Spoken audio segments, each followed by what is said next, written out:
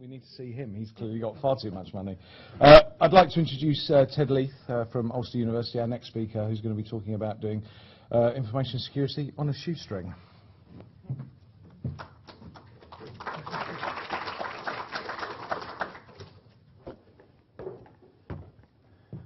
Good morning. I'm mixing my metaphors a bit here. Of course, bootstrapping, you'll remember, comes from to pull yourself up by your own bootstraps, which, of course, when you think about it, is impossible to do. If you're standing in a pool of mud and you try to pull yourself up by your own bootstraps, you won't have much success. On a shoestring, well, people usually use that phrase when they say we're going to try to get by as cheaply as we can and we don't have many resources. And I like that show of hands about the resources. I would say every one of us doesn't have the resources really to do what we want to do.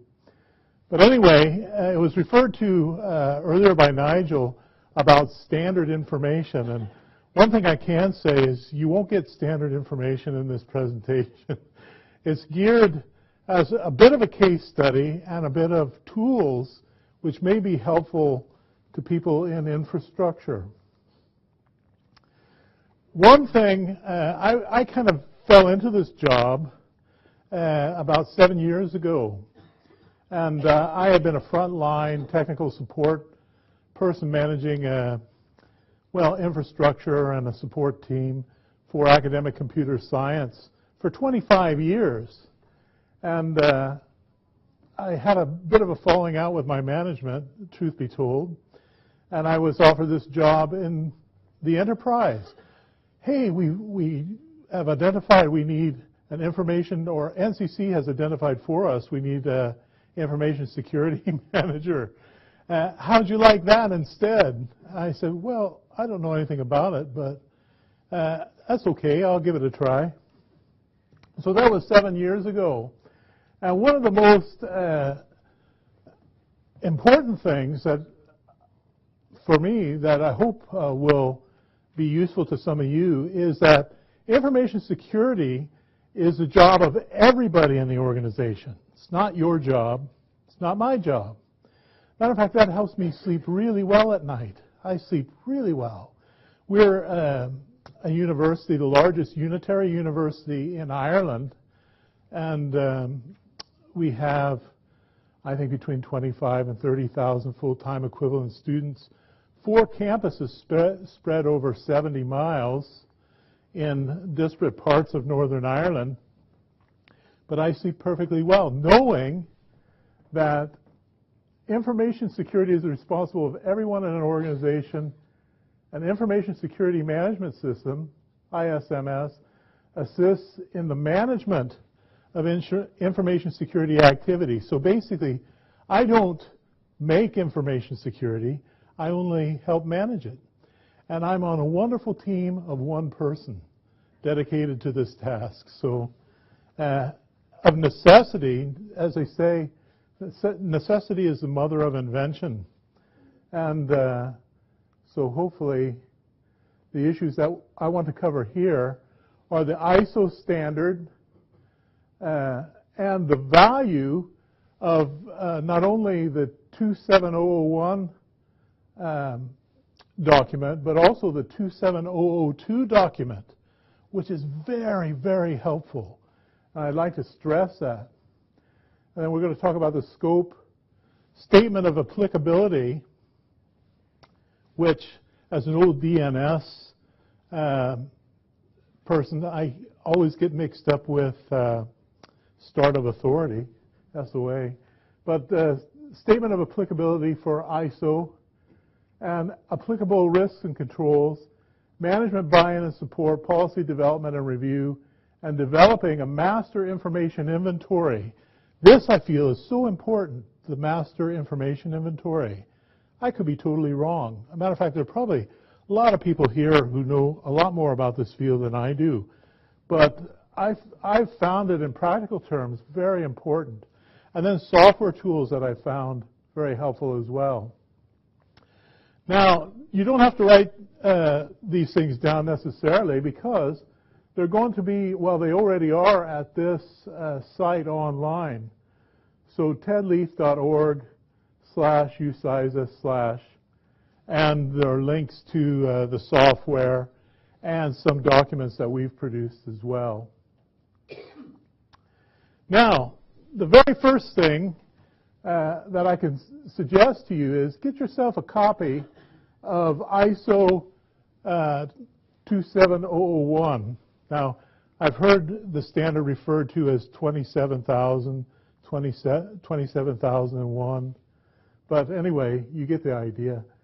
So get your hands on the standard 27001, but also get your hands on the 27002, very important. And I'll explain probably a bit more later that the 27002 is the implementation detail and remediation detail. And so it helps you to understand the risks. ISO is a risk-based system. So you get a whole list of potential information security risks. I'm not sure how many are in the current version of the standard, but I think the previous version has something like 133 identified risks. And the new version, or the current version, has even more. So now, a bit of a tip, if you're here from a university, these are probably available through your university library. Otherwise, you're going to have to pay for them. And I'd much rather get it for free. Free to me, that is. Free at the point of delivery. So if you go to your library and you go to their online collections and go to the British standards, the BSI standards collection, you'll be able to download these for free. That is, the library will have paid for it, but not you. Okay, now, one of the first things in the standard is the production of a statement of applicability. And I provided a template here. It's an Excel spreadsheet that I've kind of cut down from an original spreadsheet that gave the SOA in 4 different languages. I didn't need the other 3 languages, and I didn't need some of the columns, so I've cut it down a bit. But that's linked to from the website. You'll find it very handy because you won't have to create the template yourself. So these are the type of risks on the left, and then a column for whether this risk is applicable to the scope of what you're looking at for the standard, and then the current controls that exist. So when Jerry was talking earlier on about the power of policies, you'll see, well, certainly in mine, you'll see things like the system administrator code of practice. Probably not in that top line, you don't see that many, but very often the policies appear as a major source of control for your risk. That's better than taking a sleeping pill. Because you can say, you know, I have a policy in place, and in the end of the day, if people don't obey the policy, then they're subject to the disciplinary action of the university. You know, so why should I, I used to love to read Mad Magazine when I was young, and there was a character called Alfred E. Newman, and his saying was, "What, me worry?" So if you've got your policies properly laid out, as was advocated previously, you can rest a lot simpler at night, a lot easier. So here's that example of that form. Download it for yourself if you're interested, and start filling it out. Now, whether something's applicable or not applicable, I took the decision, listen, we're a university, we've got lots of systems, we want everything to be secure, so all risks are applicable in our case. Now, you might be looking at a smaller scope where not all risks are applicable. It's easier to to approach, but we just listed them all as applicable.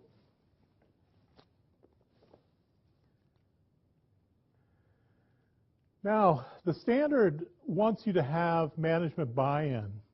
This may or may not be easy to get. So these are the reasons in the bullet points. I'll not repeat them. Those are the bullet points, the reasons given within the standard for getting major top-level management buy-in. But this is my own comment at the bottom. However, top management can be consumed with the core business of the university, teaching, learning, research, and innovation. Who'd have thunk it? That people at the top management of the university might be consumed with teaching and research and might not want to really know that much about information security, as long as it's being done. And very often I would say, nobody ever got thanked for the Twin Towers not falling down. So there were many years that went by and the Twin Towers never fell down. So, but, you know, look at the impact. Even today, flying over from Northern Ireland, you know, taking off my belt and all my stuff and liquid things going into the tray and, you know, but up to a certain point, there have been people, there had actually been foiled attempts on the Twin Towers, but you don't really hear too much about that. So management can or may not be supportive. If they are supportive and very supportive, you're really lucky, and don't take it for granted. And to start with, what is required to know what the potential risks to information are.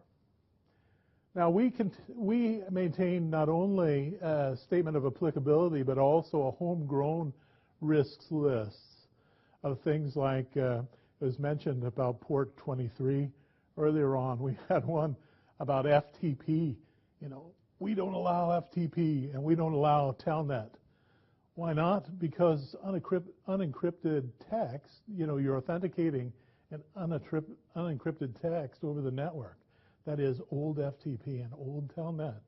You know, there are better ways of doing those functions now. But so that appears on our homegrown risk register.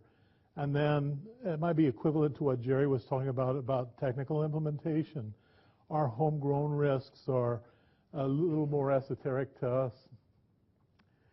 And then we want to know where the information resides. How can you protect information if you don't know where it resides? That's a bit crazy. And what policy documents are required as control? And this goes back to Jerry's talk earlier on. What's the classification or sensitivity of the information held? We call that our policy on protective marking.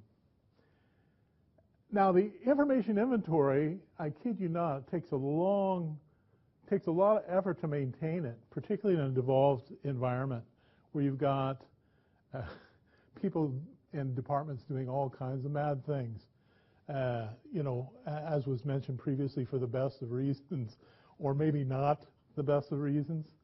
But, you know, it's worth trying to do. This is an example from our homegrown risk register. So basically what we have is, this is something Google Docs, Dropbox, other unapproved public cloud storage. And this one actually is pretty well solved now. So it'll be dropping off because we're using SharePoint or making SharePoint. We've made SharePoint available to all our staff. So we can just tell them point blank, do not use Dropbox. You know, particularly since they had thousands of, maybe tens or hundreds of thousands of users' information taken. So, you know, so we have a likelihood, L equals likelihood of the risk occurring. I equals the impact, should it occur. The product, basically we multiply the likelihood times the impact, and then we rank it in our list of homegrown. And I think there's maybe about 40 or 50 homegrown risks. Managing things by risk assessment, very effective, very powerful. As a matter of fact, in mulling it over philosophically, the only thing I think it doesn't do effectively is account for innovation. Anybody that only looks at risk assessment will probably never innovate, because they're just looking at the risks all the time. But, that's maybe a philosophical discussion for another day. So you see all the things there, the risk, the current controls, and then further controls to be implemented to make it better. Now, I wish I could make attribution to this, but I can't because I got it from the university. The university uses this centrally, and they've probably lifted it from somewhere, but I just don't know where they've lifted it from. So, but you'll get an idea. So anyway, what you have is a matrix, and the matrix is risk denoted in likelihood, and the impact at the top. So basically they would regard a score of 1 or a low insignificant risk as within the local press, less than 1 day's coverage.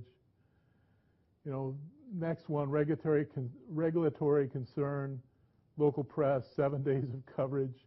National media, full public inquiry is considered catastrophic.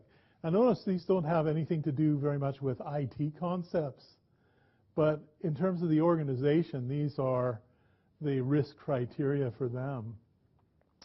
So then you see the likelihood, again, times the impact, and whether it's low, medium, or high risk.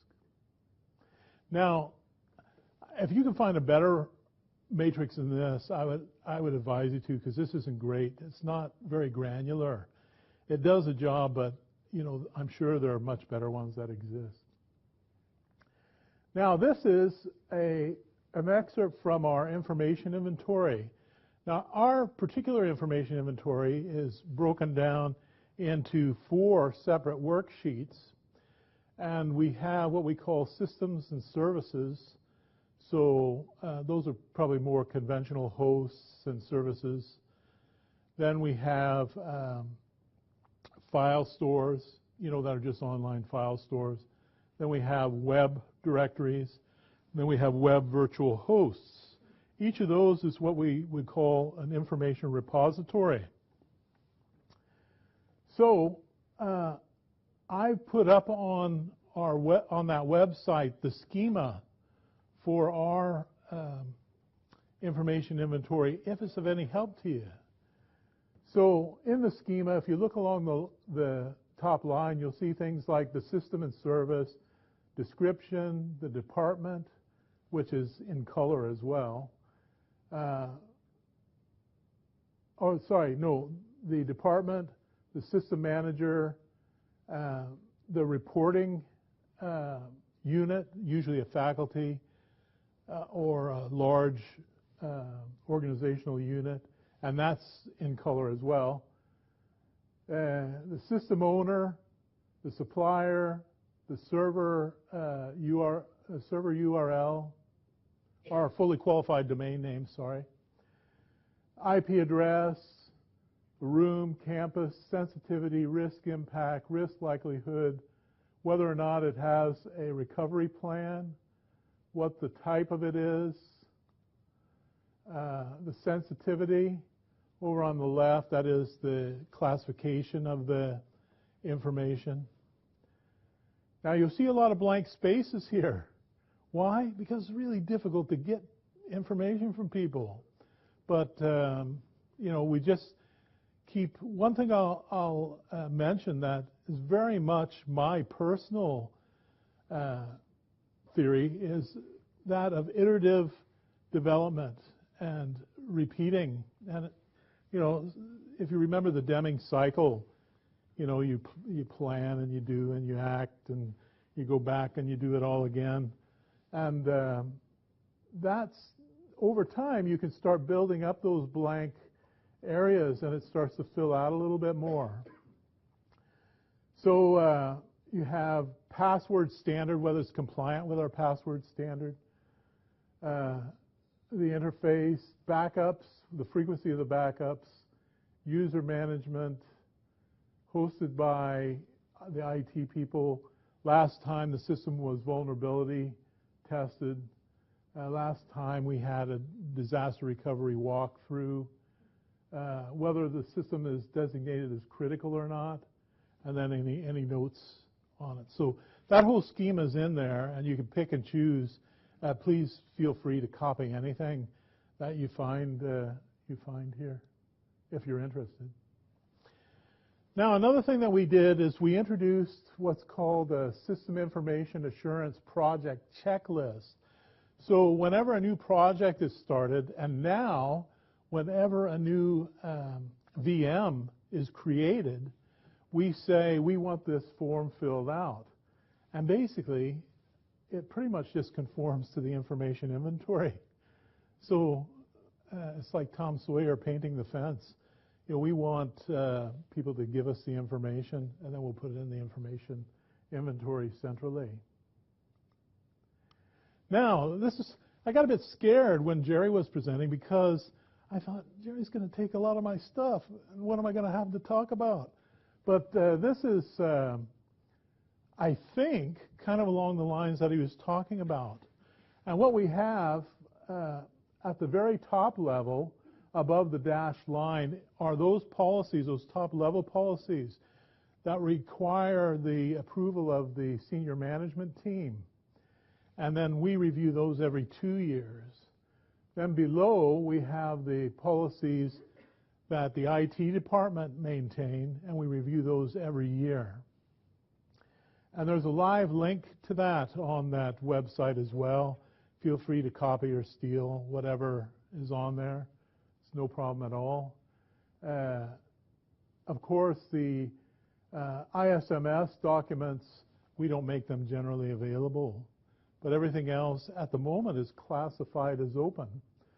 So you see over on the far left, the next one over, under the document management policy, which doesn't yet exist because it has to contain an element on records management.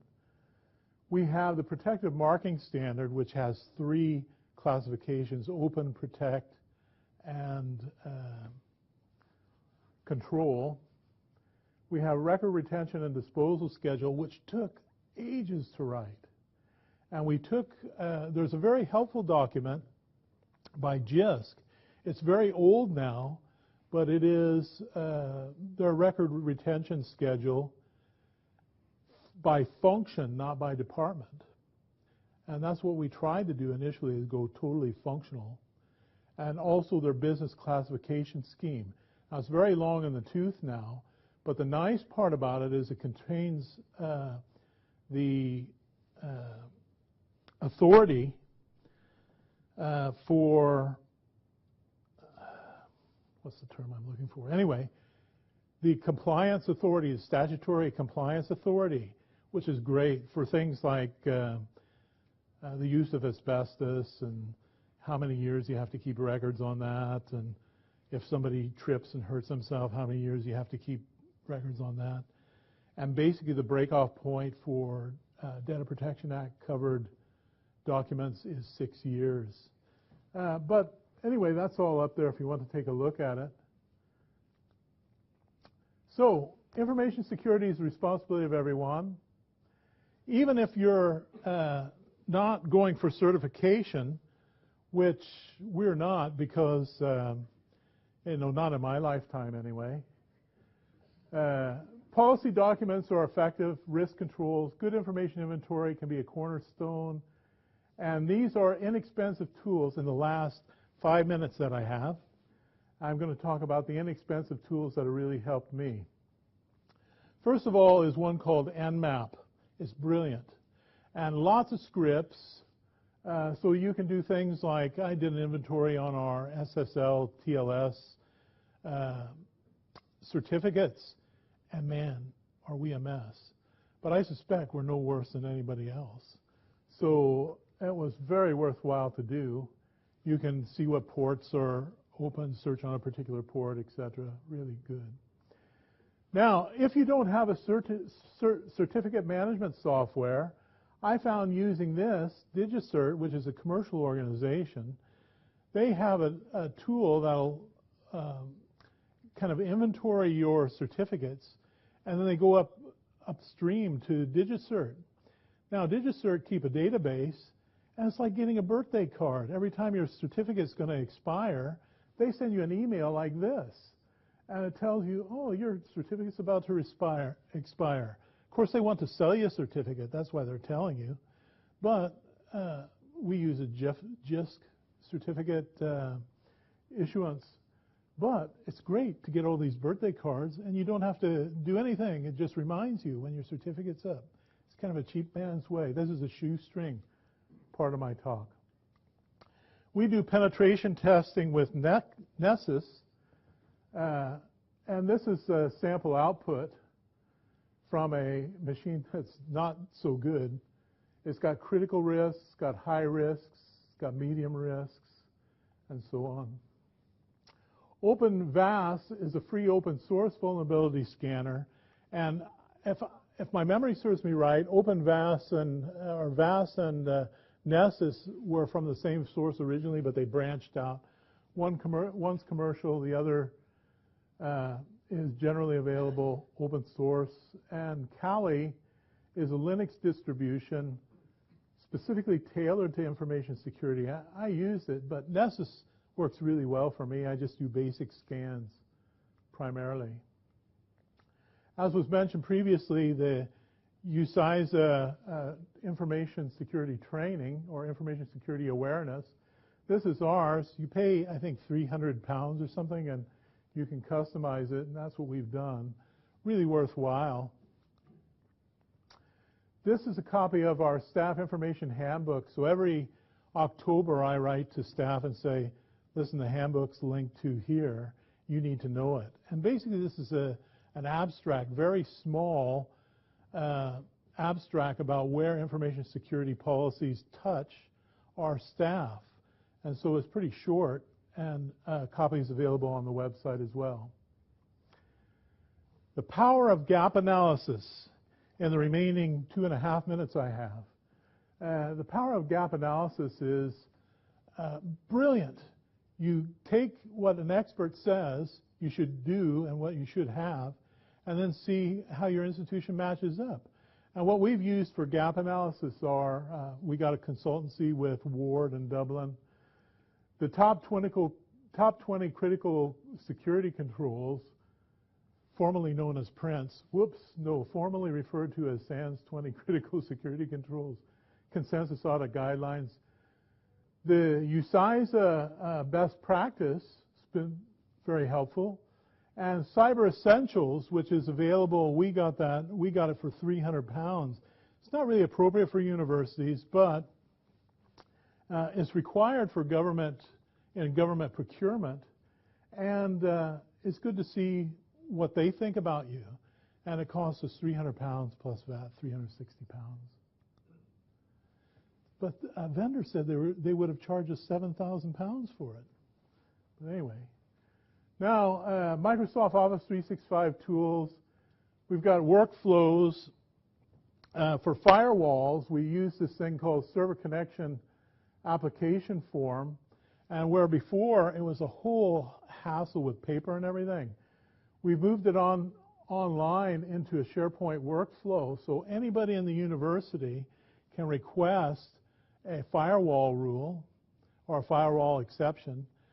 It goes to a head of school, and then it goes to us to implement, and we decide whether we want to do it or not, which is nice because it keeps a list, a SharePoint list then, of all the requests. So there's a SharePoint list of all the people who have been approved. So it gives a system, who is created by, the manager, and all that stuff. Power BI is brilliant. I was talking with someone earlier on about this, and what we do, once you have your information inventory, you can then plug it into Power BI, and you can get all kinds of KPI reports. And again, these slides are all available via the website. So, we've got things like information repositories by type, system services designated as critical systems with DR plans, and so on. So once you get the information into your information inventory, setting up a Power BI dashboard is really easy. And that's it, I think, right on time.